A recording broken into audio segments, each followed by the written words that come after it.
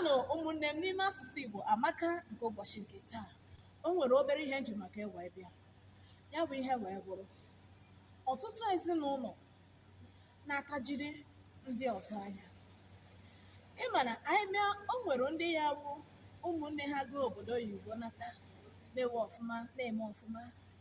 Onye agbata obi ọ nọghị ọkụ n'obi, ọ dowe ngwa ngwa ka ọ kpọpụ nwa ya obodo oyibo ka o nwee ike jekwa ego jee buru bata. Ihe m chọrọ ime ka unu mara, unu nwe ọtụtụ ndị ezinụlọ. Chetakwanụ ilu Igbo tụrụ ilu wee sị, oke soro ngwere nwa mmiri, mmiri kọọ ngwere ọma nkọkwa oke. Maka na ihe nọ n'obodo oyibo riri nne. Ọ bụrụ mmadụ niile ka emerụ ya eje obodo oyibo, ọ bụghị mmadụ niile ka emerụ ya akpata ego n'obodo oyibo.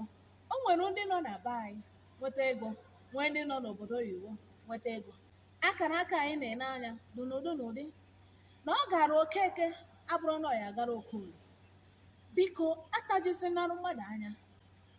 Tupu ị chọba ịkpọpụ nwa gị obodo oyibo, jụkwanụ chi gị ese mana nna nwa gị na ọ ya agazikwanụ ya n'obodo oyibo, ka ọ ghara ịnwụ na iwere ego ị ga-eji wee bidoro ya ahịa n'ụlọ, ego ọ ga-eji mee ọfụma n'ụlọ, i wee were ka ịkpọje obodo oyibo. N'ihi na nwa Okeke jere obodo oyibo bụrụ ego nata. Biko ọ bụ ihe sịrị ka m gwa ụnụ, ọ gwụchakwanụ nke ọha m n'ọnụ. Chetakwanụ na oke soro ngwere nwa mmiri, ọkọsịa ngwere ọma nkọkwa oke. Daalụkwanụ na isonyesi m ike n'ime asụsụ Igbo amaka.